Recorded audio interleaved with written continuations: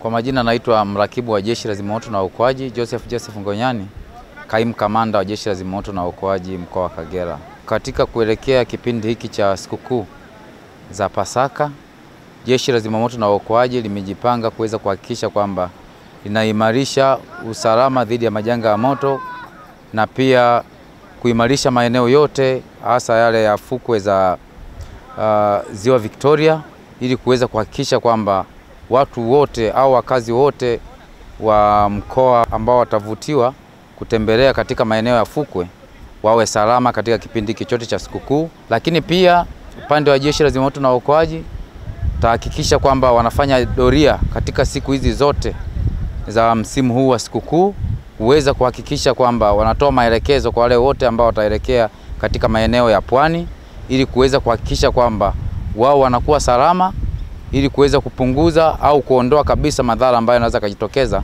katika kipindi hiki cha sikukuu. Lakini kuna vitu vichache ambavyo tunawaasa wakazi wa Bukoba na wale wote ambao watakuwa wamevutiwa kutembelea katika maeneo ya fukwe kwa ajili ya starehe ya siku hizi za msimu wa Pasaka, kuweza kuhakikisha kwamba wanakuwa waangalifu. Na pia hiki sio kipindi cha kujaribu maji.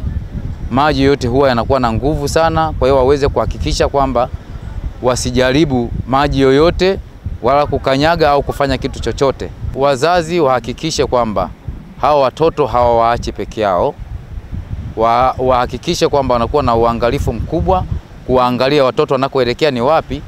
Cha msingi ni kwamba waweze tu kuwafuatilia hawa watoto ili wawe salama muda wote. Lakini pia tahadhari nyingine ambazo tunazitoa kuelekea msimu huu wa sikukuu za Pasaka, tuendelee kufuatilia mwelekeo wa hali ya hewa kwa kupitia mamlaka ya hali ya hewa Tanzania TMA, ili kuweza kujua kwamba aina gani ya upepo ambao utavuma katika maeneo ya Ziwa Victoria, au huo upepo utakuwa na ukubwa gani, ili kuweza kupunguza athari ambazo zinaweza kujitokeza au kuondoa kabisa hizo athari ambazo zinaepukika. Jina linafahamika kama Moses Charles Mchunguzi almaarufu Beach Boy.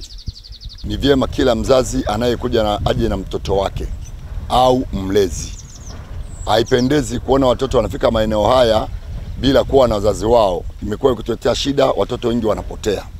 Tayuni Simbanga ni mwenyeji wa hapa Bukoba mjini. Kuna baadhi ya watoto ambao hawawezi kujikontrol katika hali ya usalama wa kutembea mazingira ya ufukweni.